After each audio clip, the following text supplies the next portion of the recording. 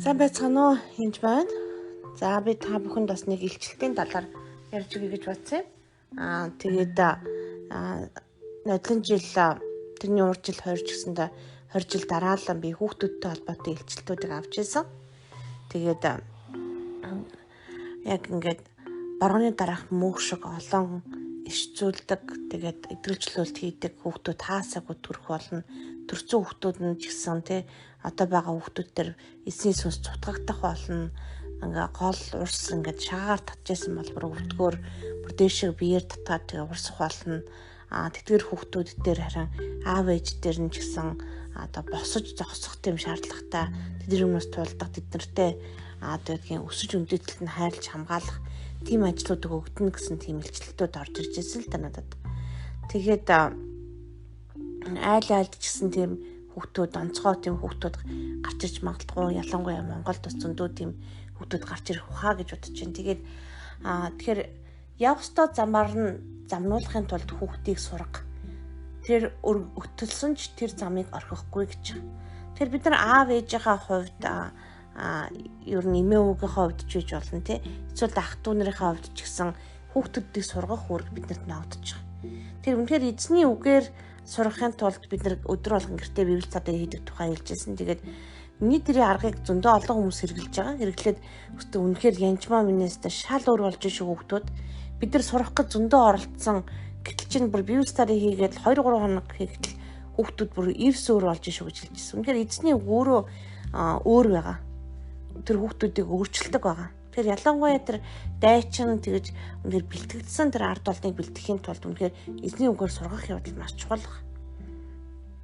Тэр чиний бүх хүүгүүд эзнээр сургагдаж чиний хүүгүүдийн ивнээр нь агуу их болно гэж. Исая 54:13. Тэгэхээр чиний бүх хүүгүүд хинээр сургагдана гэж байна. Эзнээр сургагдана. Тэгэхээр эзэн бидний хүүхдүүдийг сургадаг гэдгийг сайн мартаж болохгүй. Ялангуяа Матай 19:14 дээр харин Иесус хүүхдүүдийг зөвшөөр над руу ирэхийг бүү болвол учир нь Тэнгэрийн хаанчлалыг эдний адил хүмүүсийнх юмаа гэж хэлж байгаа.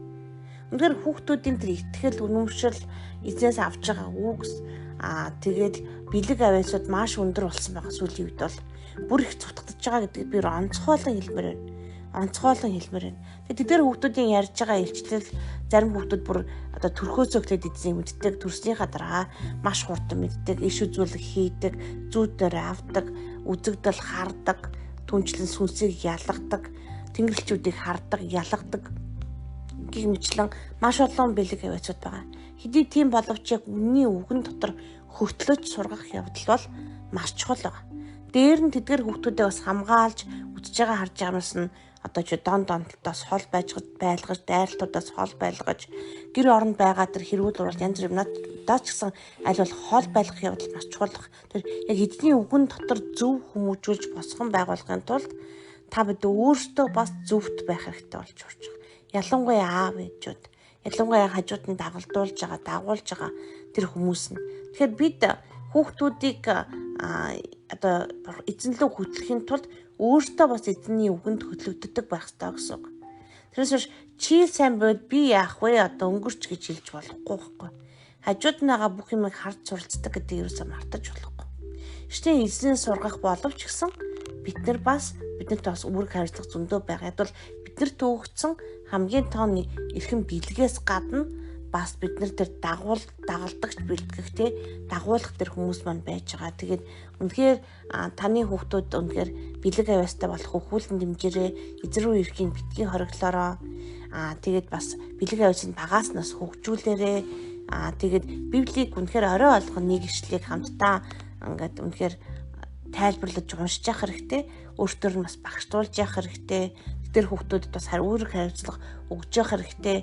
Сайн ярилцах хэрэгтэй гэж бас хэлмээр байна. Янз бүрийн шарах авцсан бол тэрийг бас чөлөөлөх хэрэгтэй. Хүүхдүүдээр чөлөөлт би бас нэлээ хийдэг. Чөлөөлөгдөх юм зөндөө байгаа. Янз бүрийн удмын харлууд дамжсан тэр байх юм бол удмын өвчнүүд дамжсан байх бол бүгдийн чөлөөлж цэвэрлж явах хэрэгтэй. Гэтэ тэрийг маш зөөлөн аргаар аятайхан хийх ёстой гэдгийг сайн ойлгох хэрэгтэй шүү. Тэгэд бас хүүхдүүд маш их хүлээж авахтай хамаагүй хурдан байдаг шүү. Тэгээд тэгэхээр үнэхээр бас агуу байдаг яг цагаатлах юм бол тийм болохоор хүүхдүүдийг бас урамшуулж агаараа гэж хэлмээр байна. Тэгээд үнэхээр хүүхдүүдээр авсан ишлэл төр бүр хид удаа би уйлж бүр харж исэн тэр ямар мундаг хүүхдүүд гарах нэ гэдгийг би бол харж исэн. Бурхан бүр хэлэхдээ бүр ТV Жошо өгсөний дараа хэлсэн л дээ оршуулгын дараа ТV Жошо өргөдөхөд зөндөө олон хүүхдүүд борооны дараах мөнх шиг олон байх болно.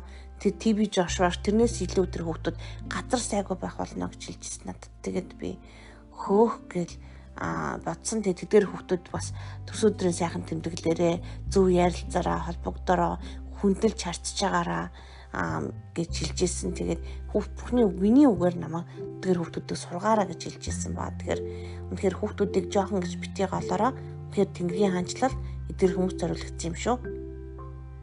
Та бидэнд ч гэсэн зориулагдсан. Баярлалаа.